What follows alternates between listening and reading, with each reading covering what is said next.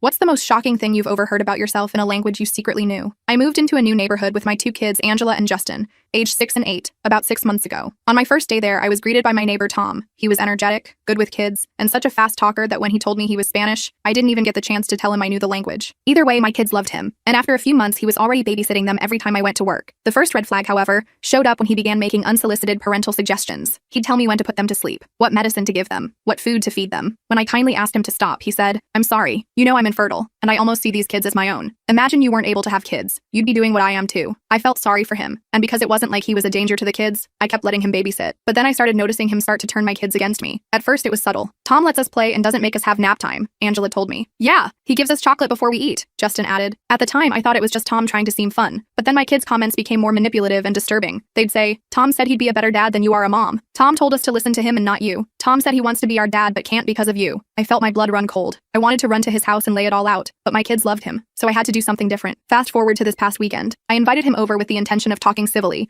and setting clear boundaries, and even went as far as preparing dinner and cleaning the house to make the environment as welcoming as possible. I never planned to tell my kids Tom was coming, but they overheard me talking about it while they were supposed to be sleeping. They got so excited, and when the day came, they kept telling me not to ruin it or make Tom angry at us. As soon as Tom walked in, he kneeled down to hug my kids as they ran up to him. He spent a whole minute making funny faces with them, but then he stood up, and as soon as our eyes met, I felt his energy shift. I invited him to come sit down at the dinner table, but he declined, asking if he could sit on the couch instead so the kids could sit on his lap. I told him the conversation I needed to have with him wasn't appropriate for Angela and Justin. He smiled and said that's nonsense, sarcastically asking me what kind of mother would force their kids to their room. He then looked at them and asked if they wanted to stay here. "Uncle Tom's right," Angela yelled. "We want to stay with him." I felt myself breaking. I wanted to just put my foot down and yell, but I couldn't, because every time I tried, Tom would steer the conversation in a way that used my own kids against me. We ended up just watching a cartoon the kids loved, and the whole time, Tom would just flash this creepy smile at me almost as if he had won. I remember it's while that was going on that he got a phone call. He stopped ruffling Justin's hair and excused himself to the hallway and picked up. I couldn't hear it too well at first, but I recognized that he was speaking Spanish. He still didn't know I spoke it, and when I heard him sarcastically mention the kids, my blood ran cold. I stood up and casually made my way over to the sink, pretending to get a glass of water, and because the door separating the kitchen and the hallway was closed, I subtly pressed my ear against it and listened in further. What I heard made my body shake and my legs go jelly. Tom was on the phone with his friend, sarcastically mocking me and mentioning how well his plan was going. He said, "Just a few more months before they're mine." He then laughed. "I've already turned them against her. Now I just have to do something to one of them and frame her. Before she knows it, CPS will be at her door, taking her kids away for neglect. And guess who they'll want to be taken in by? That's right, me, and only me." I wanted to throw up. And to make matters worse, that's not all he said. "Children are so easy to manipulate. Just offer them a surprise, say you're disappointed in them if they don't comply, and they'll tell you anything you want." I went back to the couch, face pale and fists clenched. My thoughts raced at a million miles per house, and when Tom came back out a minute later, smiling like nothing was wrong, I smiled back, because I had thought of something. And when he comes home from work tomorrow, he's gonna get the surprise of a lifetime. The full story is on the channel, link below.